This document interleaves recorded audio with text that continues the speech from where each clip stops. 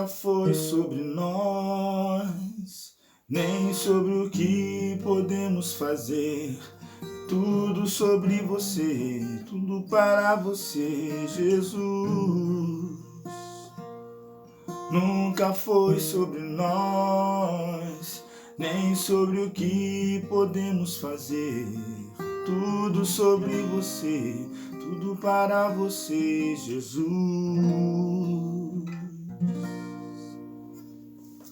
Eu quero saudar a todos os irmãos da Igreja Batista Central em Santíssimo, com a graça e a paz do Senhor Jesus. Agradecer a Angelina pelo convite para estar compartilhando com vocês nesse tempo um pouco sobre missões. Para aqueles que não me conhecem, acredito que já tenha sido apresentado. Meu nome é Marco Antônio, sou pastor, missionário pela misericórdia e a graça de Deus. E estamos no Brasil há 1 ano e pouco. E estivemos em Guiné Equatorial por 5 anos como missionários da JMM, Juntos de Missões Mundiais, da Convenção Batista Brasileira, e nesse tempo, atualmente, pastoreando a primeira Igreja Batista em Marco 7, vizinha dos irmãos aí em Senador Camará. Quero pensar com vocês um pouco sobre missões, sobre visão missionária, sobre conscientização missionária, e um tema que tem falado muito ao meu coração desde sempre, na verdade. E eu lembro que todas as vezes que eu vinha de férias ao Brasil, uma coisa que ardia em meu coração era aproveitar o tempo de férias, não só para estar com a família, mas para compartilhar sobre vocação missionária nas igrejas onde eu passava, para fazer promoção e compartilhar aquilo que Deus estava fazendo no mundo, em África, em Guiné Equatorial. Mas uma coisa que ardia o meu coração e que era a minha paixão era falar sobre vocação missionária nos períodos em que eu voltava ao Brasil de férias. E agora, quando nós voltamos ao Brasil, pastoreando uma igreja no Brasil, no início do nosso retorno, uma das coisas que eu pensava, primeiramente, eu não tinha planos de pastorear nenhuma igreja no Brasil, mas eu sabia que Deus queria me usar para impulsionar, para animar, para falar às igrejas sobre vocação missionária, sobre estar no campo, sobre ser missionário em tempo integral.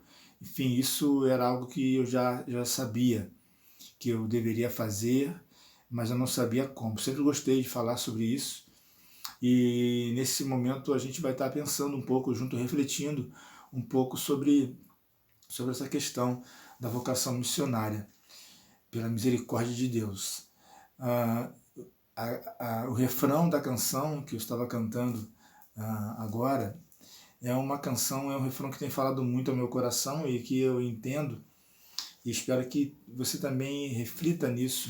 A canção diz: nunca foi sobre nós e nem sobre o que podemos fazer, é tudo sobre você, tudo para você, Jesus. Quando eu escuto e canto o refrão dessa canção, vem à minha memória os 2 grandes mandamentos que nós encontramos nas Escrituras Sagradas. Amar a Deus acima de todas as coisas e amar ao nosso próximo como a nós mesmos. E quando nós olhamos esses 2 mandamentos, nós não vemos nada falando sobre nós. Nós não vemos nada falando sobre um autocuidado, sobre o cuidar de si mesmo, o amar-se a si mesmo, mas as Escrituras elas são bem claras quando elas dizem que nós devemos amar a Deus acima de todas as coisas e amar ao nosso próximo como a nós mesmos. E a canção diz: nunca foi sobre nós, e é a grande realidade. E eu fico pensando, quando escuto essa canção, quando leio esse texto, eu fico pensando se todo mundo conseguisse entender isso de maneira clara, se todo mundo conseguisse obedecer isso de maneira clara, como a vida, como o mundo seria diferente, como as coisas seriam mais fáceis. Imagine uma igreja que ama a Deus acima de todas as coisas. Já é um passo tremendo, um grande passo, quando nós temos a consciência de que a nossa vida é para adoração a Deus. nosso culto se torna diferente. Nós estamos ali reunidos no templo, mas com a consciência de que nós estamos ali adorando alguém, adorando uma pessoa que gosta de ser adorada e que nos criou para isso. E só para isso, e nós não estamos para nada além disso. E que o resto das coisas que nós fazemos são fruto dessa adoração. E aí, quando eu olho para o segundo mandamento, amar ao meu próximo como a mim mesmo, e penso numa humanidade que tem essa visão e essa conscientização, e imagino eu me preocupando somente com o meu próximo, somente de cuidar do meu próximo, consequentemente o meu próximo se preocupando em cuidar de mim. Nós vamos ver uma expressão de mutualidade no Novo Testamento que aparece 366 vezes, que é a expressão que nós usamos em português uns aos outros. E nós vamos ver muitas vezes as Escrituras Sagradas nos orientando como um imperativo, amar uns aos outros, cuidar uns dos outros, saudar uns aos outros. São muitos textos que nós vamos ver onde existe esse imperativo de mutualidade, onde nós fazemos pelos outros e nunca é sobre nós mesmos. Nós estamos sempre sendo orientados a fazer pelos outros. E pensando nisso, associando esse pensamento à vocação missionária, eu quero ler com vocês o texto de Romanos, o capítulo 1, do versículo 1 ao versículo 7, a gente vai estar pensando um pouquinho sobre isso. Ok? Diz assim as Escrituras Sagradas, na Nova Versão Internacional. Paulo, servo de Cristo Jesus, chamado para ser apóstolo, separado para o Evangelho de Deus, o qual foi prometido por ele de antemão, por meio dos seus profetas nas Escrituras Sagradas, acerca de seu filho, que como homem era descendente de Davi, e que mediante o Espírito de Santidade foi declarado Filho de Deus, com poder pela sua ressurreição dentre os mortos. Jesus Cristo, nosso Senhor. Por meio dele, e por causa do seu nome, recebemos graça e apostolado para chamar dentre todas as nações um povo para a obediência que vem pela fé. E vocês também estão entre os chamados para pertencerem a Jesus Cristo. A todos os que em Roma são amados de Deus e chamados para serem santos. Nós vamos aqui a introdução da carta de Paulo aos Romanos, identificando a quem ele está escrevendo, e é nesse texto que nós vamos, dentre outros, refletir e pensar um pouco sobre a vocação missionária.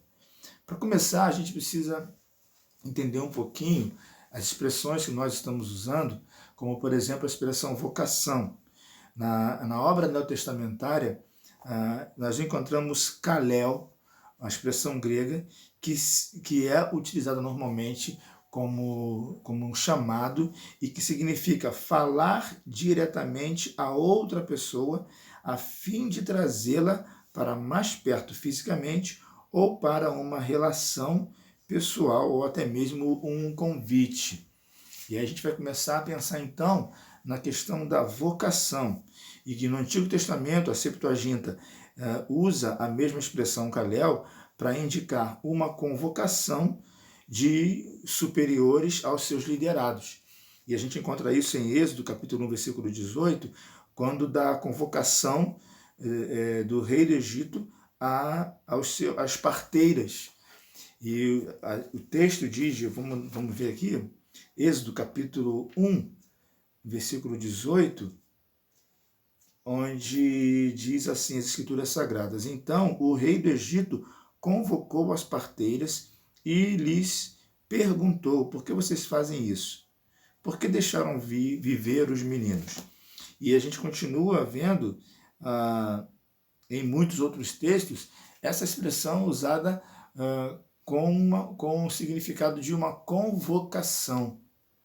Uma convocação. Já fica meio que claro para nós que nós temos essa vocação, que nós somos convocados, que nós temos essa convocação.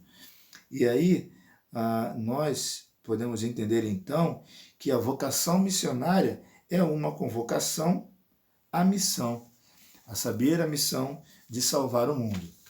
E aí surge então para nós algumas perguntas.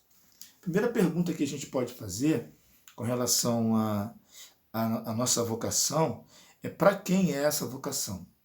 E quando nós olhamos para as Escrituras Sagradas, nós vemos que essa convocação ela é para todos. E existem duas maneiras quando essa convocação para todos ela é subdividida. Nós podemos dizer que existe a convocação, ou se alguém preferir, o chamado missionário específico e o coletivo. E aí, quando nós olhamos em Atos capítulo 13, nós vamos encontrar o envio, a separação de Paulo e de seus companheiros de missão pela igreja de Antioquia, que diz assim no capítulo 13: na igreja de Antioquia havia profetas e mestres, Barnabé, Simeão, chamado Níger, Lúcio de Cirene, Manaém, que fora criado com Herodes, o tetrarca, e Saulo. Enquanto adoravam o Senhor e jejuavam, disse o Espírito Santo: separem-me Barnabé e Saulo para a obra a que os tenho chamado. Então aqui nós vemos o Espírito Santo de Deus, a pessoa do Espírito Santo de Deus, dizendo: separem-me especificamente estes dois, Barnabé e Saulo, para a obra que os tenho chamado. E mais uma vez aqui a gente encontra a expressão Kalel, a obra que eu os tenho convocado a realizar. E aí, quando nós olhamos para esse texto, nós vemos então um chamado específico para uma região específica. E isso é bem comum, acontece até hoje. Muitas pessoas existem que entendem, através do Espírito Santo de Deus, através da manifestação graciosa, misericordiosa do Espírito Santo de Deus em nosso favor, nos direcionando e nos mostrando de maneira muito clara aonde nós devemos estar para sermos agentes da pregação do Evangelho de salvação, para sermos agentes da Igreja do Senhor, pessoas que estão ali para pregar a salvação em Jesus Cristo. E quando nós olhamos para Romanos, no capítulo 1, que nós acabamos de ler, Paulo aqui escreve para um grupo maior de pessoas, e no versículo 5 ele fala, primeiramente, por meio dele e por causa do seu nome recebemos a graça. Por meio dele e por causa do seu nome, todos recebemos a graça. Pela graça nós somos salvos, por meio da fé, mediante a fé em Jesus Cristo. É disso que Paulo está falando. E ele continua falando: recebemos a graça e, não só a graça, o apostolado para chamar dentre todas as nações um povo para a obediência que vem pela fé. Então Paulo fala aqui, no versículo 5, que todos nós somos chamados, primeiramente, para a salvação, e a partir daí, a partir de salvos, nós somos apostolados, enviados, convocados e enviados para trazer, chamar, olha só o Kalel mais uma vez aparecendo, chamar dentre todas as nações um povo para a obediência que vem pela fé. Nós vemos aqui então que fica muito claro que a igreja, e eu sempre digo que não só eu, mas sempre digo e escuto que é uma redundância dizer que a igreja é missionária. Eu e você somos missionários efetivamente a partir do momento em que nós entregamos as nossas vidas ao Senhor Jesus Cristo, a partir do momento em que nós somos salvos. Compreendemos isso e agora nós somos chamados, convocados e enviados para fazer, como nós costumamos dizer, o ID de Jesus. E esse ID é para toda a igreja, ID por todo mundo. E algumas pessoas não conseguem entender isso e se perguntam se eu não tenho um chamado como esse de Paulo, de Atos capítulo 13, para ir, então eu não sou missionário? Sim, você é missionário. Você é um missionário. Atos capítulo 1, 8 vai dizer para nós que nós, Jesus, mais uma vez, enviando os seus discípulos, e nós somos os seus discípulos, enviando-nos para sermos testemunha em todos os lugares, para testemunharmos vivendo Jesus, sermos testemunha de quem Ele é para nós, compartilhando a fé, compartilhando a alegria da salvação.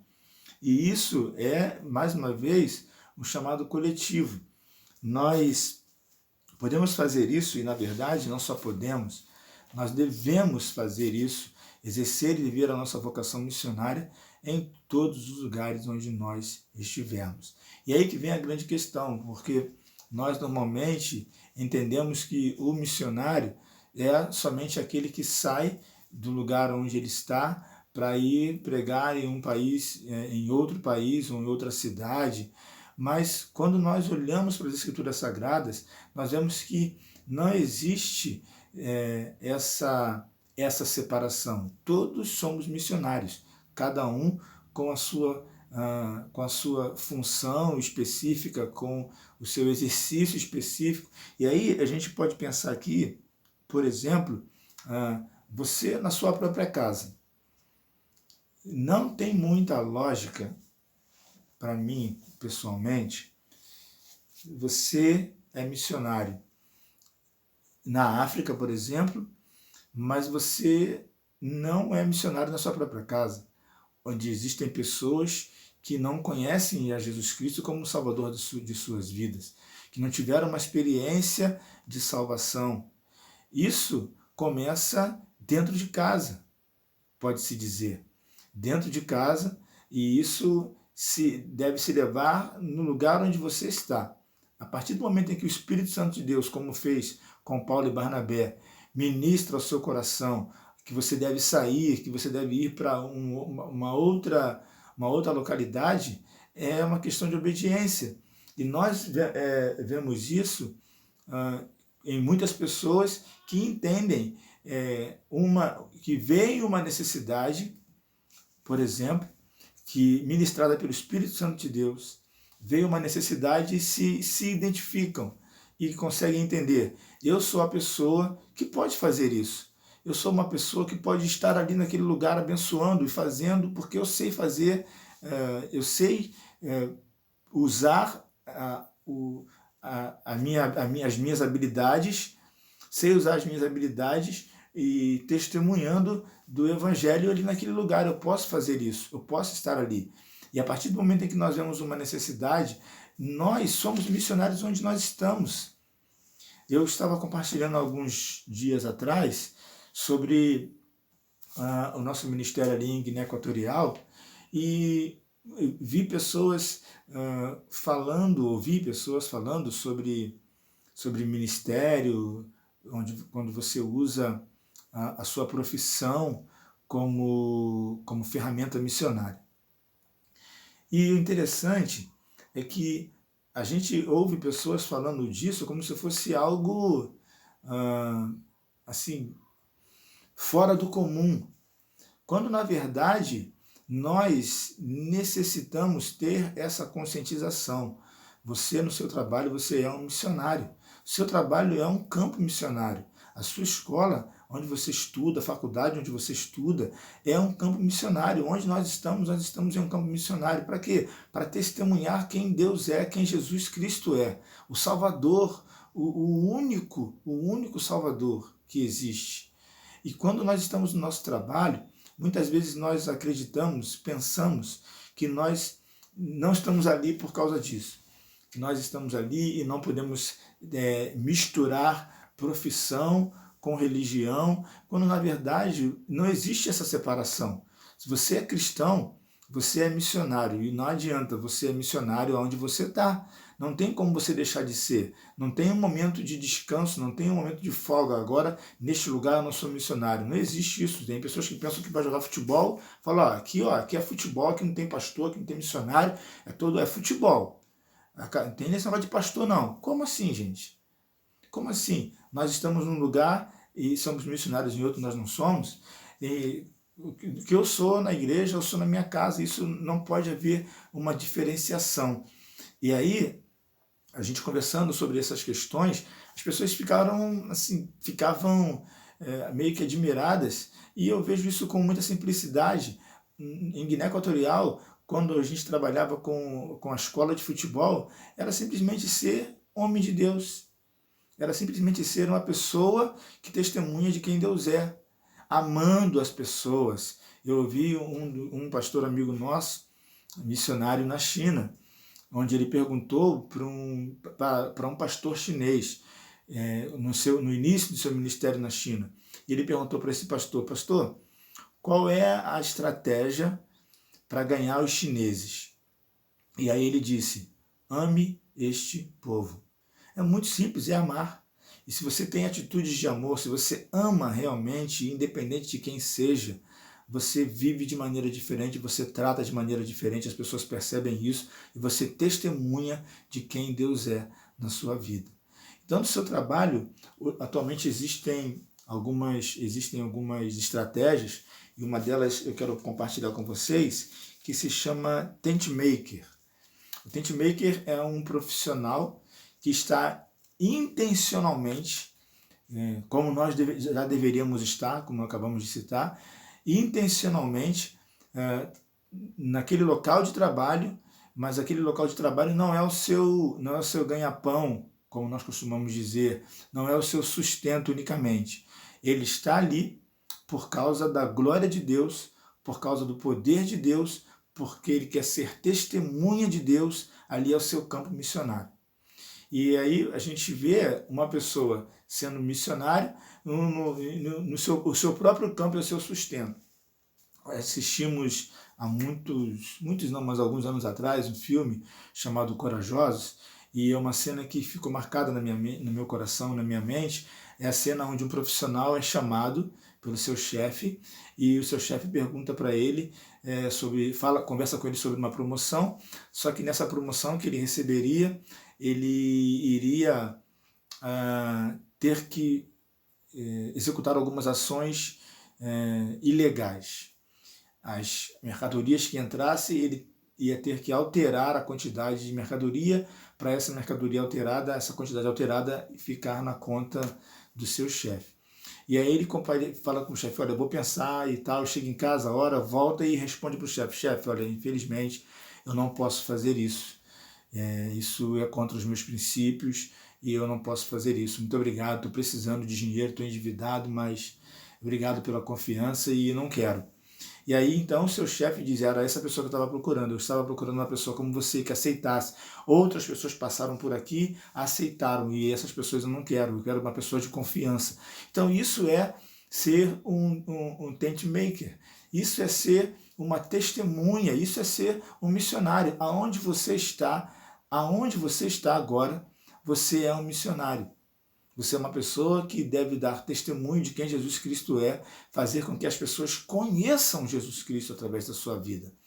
E dentro dessa estratégia, as pessoas estão indo como profissionais para fora do Brasil, ou até mesmo dentro do Brasil, trabalhando, mas sabendo que eu estou aqui intencionalmente para abençoar pessoas. Eu não estou aqui para trabalhar, para ganhar dinheiro.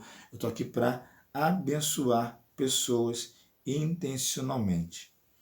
Nós devemos fazer isso em todo tempo, na comunidade onde nós estamos inseridos, e na nossa própria casa, e tudo isso inicia quando nós mudamos a nossa identidade, primeiramente.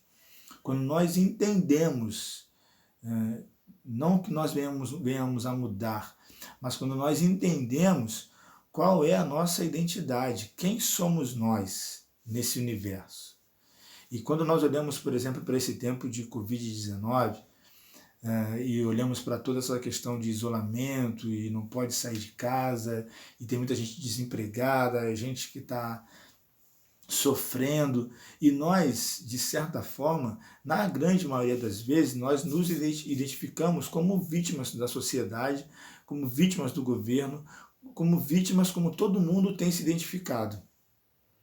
Mas o que acontece é que quando nós nos identificamos como vítimas, a nossa postura é uma postura, consequentemente, obviamente, uma postura vitimista. E nós lamentamos, nós choramos, nos entregamos ao desespero, nos entregamos à desesperança, nos entregamos nas mãos do governo, esperando alguma coisa do homem, mas a nossa visão missionária, a nossa visão de vocação missionária, ela começa a partir do momento em que nós nos identificamos como heróis e não como vítimas. Se nós nos identificamos como os heróis de toda essa situação, os heróis de todo o universo, se nós nos identificamos assim, a nossa postura muda. Quando nós vemos uma situação como essa que nós estamos vivendo agora, nós não nos entregamos às circunstâncias, mas nós olhamos para o alto, de onde vem o nosso socorro, e vemos que nós somos essas pessoas, os homens e mulheres de Deus, os homens e mulheres que Deus escolheu para trazer mudança. E o que nós fazemos então como igreja? A nossa postura, a postura heróica, a postura de homens e mulheres que acreditam no Deus Todo-Poderoso, é uma postura diferente. Nós não nos entregamos, nós simplesmente levantamos e dizemos: eu sou a pessoa da qual Deus levantou para mudar tudo isso.